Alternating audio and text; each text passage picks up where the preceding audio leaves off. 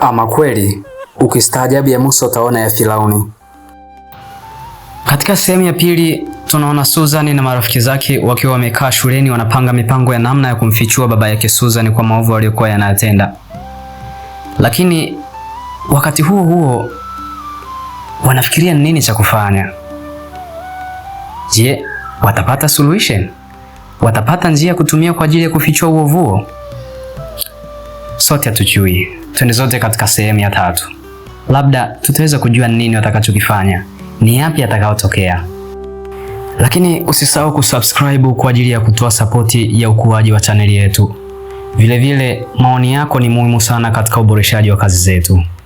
Karibu sana na twende sote. Hali ya Susan ilizidi kuwa ngumu kila uchao. Alijua kuwa mabadiliko yalikuwa yanakaribia, lakini alihisi hofu kubwa moyoni mwake. Aliendelea kupata faraja kutoka kwa marafiki zake, lakini aliogopa kuwa hatua wanayoipanga ingeweza kuleta madhara zaidi kwa familia yake. Walikutana jioni moja baada ya vipindi kwenye kona ya uwanja wa shule, sehemu tulivu isiyo na watu wengi. Tunapaswa kuzungumza na mtu kuweza kutusaidia, Precious alisema akiangalia kwa makini. Nadhani ni bora kumtafuta mwalimu mkuu au kuenda kwa polisi ili atusaidie. Lakini mama yangu hajui lolote, Susan alisema kwa huzuni. Baba yangu ataniadhibu ikiwa atagundua kuwa nazungumza na watu wengi. Loveness alitaka kumwambia Susan kuwa ni muhimu kupata msaada, lakini Naila aliingilia na kutoa pendekezo lingine. Kwa nini tusimtafute mama yako? Atakuwa na nguvu ya kumlazimisha baba yako kutusikiliza. Tunahitaji kumwambia ili tuwe salama, Naila alisema kwa sauti ya haraka. Susan alimkodolea macho Naila kwa mshangao wenye mchanganyiko wa matumaini na uoga. Alijua kwamba Naila alikuwa na mpango wa haraka, lakini pia alijua kuwa mama yake alikuwa mtu wa kuficha maumivu kwa tabasamu lake. Lakini mama yangu ni mcheshi na mpole, Susan alisema kwa sauti ya chini. Anapenda kudhani kuwa kila kitu kipo sawa. Ni kweli, Loveness alisema kwa upole. Lakini sisi ni marafiki zako Susan. Tutakusaidia kuhakikisha kwamba baba yako anajua kila anachokifanya sio sawa, Precious aliongezea. Tunaweza kuwa na mkutano na mama yako na kuzungumza kwa njia ya upole. Ikiwa tutamwambia yote, atafahamu kuwa tusingepiga hatua hii kama si jambo la muhimu. Susan alitafakari kwa muda. Alihisi kwamba njia hiyo ingeweza kuwa bora, lakini pia alijua kuwa kuna hatari kubwa sana mbele yake. Alijua kuwa kama baba yake atagundua kuwa wamezungumza na mama yake au mtu mwingine, madhara yangekuwa makubwa zaidi. Sawa, Susan alijibu kwa sauti ya chini. Tutajaribu. Wakiwa wamesimama kwenye kivuli cha mti mkubwa shuleni, walijua kuwa walikuwa wakifanya jambo la hatari, lakini walikuwa tayari kwa pamoja kusaidiana. Susan alijua kuwa kama asingekubali msaada wa marafiki zake, angeshindwa kuvumilia yote yanayoendelea. Usiku ulifika kwa haraka sana, na Susan alijua kuwa ni wakati wa kuchukua hatua. Alikuwa na hisia za kutokuwa na uhakika, lakini alijua kuwa alikuwa na marafiki ambao walikuwa tayari kumsaidia. Alijua kuwa familia yake ingeweza kuathirika kwa kiasi kikubwa, lakini alijua kuwa hatuwezi kuishi kwa hofu milele. Aliingia nyumbani akiwa na mchanganyiko wa woga na matumaini. Baba yake alikuwapo sebuleni akiwa ameketi kiti chake cha kifahari na akifanya kazi zake. Mama yake alikuwapo akicheka na rafiki zake kwa simu. Susan alikusudia kusema jambo, lakini alikumbuka mashambulizi aliyoyapata awali. Aliogopa sana. Alihisi kama alivyokuwa akifanya ni kosa. Susan, karibu, baba yake alisema kwa sauti ya nguvu. Jinsi ulivyo leo? Kuna nini? Susan aliguswa kwa nguvu. Aliangalia macho ya baba yake na akaona tabasamu la kikatili sana. Alijua kuwa hakuwa salama kabisa. Sawa baba, alisema kwa sauti ya chini. Alijua kuwa ilikuwa ni ngumu kumwambia ukweli, lakini hakutaka kuwa mnyonge tena zaidi. Mama yake alimtazama kwa furaha sana, lakini Susan alijua kuwa alilazimika kumwambia ukweli.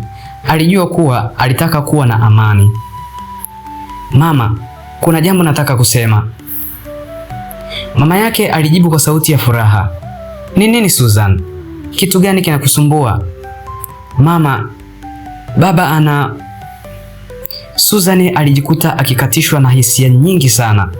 Alijua kuwa muda wa kunyamaza umeisha. Alijikaza na kusema kwa sauti ya ukweli. Mama, baba ananitesa. Kilio cha Susan kilisikika chumbani kote. Mama yake alishtuka sana. Hakuamini masikio yake. Alimwangalia Susan kwa macho yaliyojawa mshangao na masikitiko. Susan, ni kweli? Unasema nini? Baba yake aliguswa kidogo, lakini alijua kuwa Susan alikuwa ameanza kusema ukweli. Aliamka kutoka kwenye kiti chake akitembea kwa hasira. Hii si kweli Susan. Unamkosea mama yako. Alimshika mkono wa Susan kwa nguvu, akamvuta na kumwangalia machoni kwa hasira kali sana. Huna heshima. Wewe ni mtoto mdogo. Unajua vipi kuhusu vitu hivi vya watu wazima? Alisema kwa sauti kubwa. Lakini Susan alijua kuwa ilikuwa ni vita kuu, lakini hakuwahi kuwa na nguvu kama alivyokuwa nayo sasa. Aliweza kujikomboa kutokana na hofu aliyokuwa nayo kwa muda mrefu sana. Alijua kuwa sasa alikuwa na nguvu ya kupigania haki yake. Nilikuwa nikiishi kwa hofu sana baba, Susan alisema kwa sauti kubwa, machozi yakimwagika machoni mwake. Siwezi kustahimili tena. Haya siyo maisha na siwezi kuishi kama hivi. Tafadhali baba, acha. Mama yake aliketi kwa kushtushwa akijaribu kuelewa kila kinachoendelea. Alimwangalia Susan kwa macho makubwa, lakini aliona maumivu makubwa kwenye macho ya binti yake. Nashangaa sana. Hili ni jambo kubwa Susan. Hatuwezi kuendelea hivi, alisema mama yake kwa sauti ya upole sana. Baba yake alifumba macho kwa hasira. Alijua kuwa hakuna tena nguvu ya kumzuia Susan kutokusema ukweli. Alikuwa akimtesa kwa muda mrefu, lakini sasa aliona kuwa Susan alikuwa ameamka. Alijua kuwa maisha ya Susan yangeendelea kuwa bora na kwamba alikuwa amemfundisha somo kubwa kwa maisha yake. Safari ya kutafuta haki yako inaanza leo Susan, alisema baba yake kwa sauti ya kukata tamaa. Alijua kuwa hakuna tena namna ya kumrudisha. Baada ya usiku mzito na mazungumzo yaliyotishia familia, mama yake Susan alijua kuwa alipaswa kuchukua hatua. Alikusanya nguvu zake na akaenda kwa mwalimu mkuu wa shule ili kumsaidia Susan.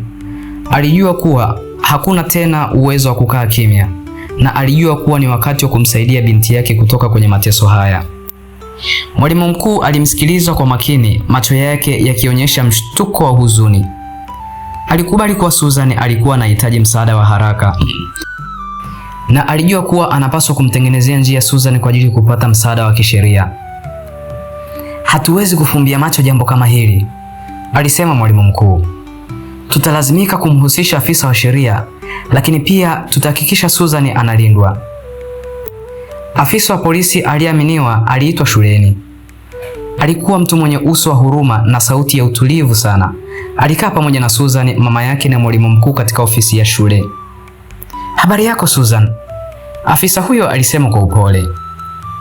Ninajua hujapitia maisha rahisi kabisa Susan, lakini sasa uko salama. Tafadhali tueleze kitu. Susan alihisi joto la mikono ya mama yake aliyekuwa amemshika mkono kwa nguvu. Aliangalia macho ya afisa huyo na kupumua kwa kina sana. Baba yangu, alianza kusema, amekuwa akinitesa kwa muda mrefu kila siku. Nilinyamaza kwa hofu, nilihisi kama hakuna mtu wa kuniamini. Lakini sasa najua kuna watu wanaonijali. Machozi yalitiririka machoni mwa mama yake. Alikumbuka kila tabasamu bandia la binti yake aliloliona kila siku. Alijua sasa kuwa alikuwa hajamjua mtoto wake kama alivyodhani. Susan, mama yake alisema kwa sauti ya uchungu. Samahani kwa kutokukujali. Samahani kwa kuwa mbali nawe. Nipo hapa sasa. Afisa wa polisi alisikiliza kwa makini akiandika kumbukumbu. Tutachukua hatua mara moja, alisema. Baba yako atahojiwa, lakini muhimu zaidi, utapata ulinzi. Susan alihisi uzito mkubwa ukimwondoka moyoni. Alijua kuwa huu ulikuwa ni mwanzo wa safari mpya, safari ya uponyaji, safari ya kupata amani. Asante sana mpenzi msikilizaji, na huu ndio mwisho wa sehemu yetu ya 3. Tunaona Susan anapata msaada mkubwa zaidi kutoka kwa mwalimu mkuu, afisa wa polisi pamoja na mama yake. Hatujui ni nini kitakachoendelea. Je, baba ataweza kumkamata kweli au baba atakuwa ameshatoroka? Hatujui. Nashukuru sana kwa kutembea pamoja nami. Naomba usisahau kusubscribe, like na toa maoni yako kwa ajili ya uboreshaji wa kazi zetu.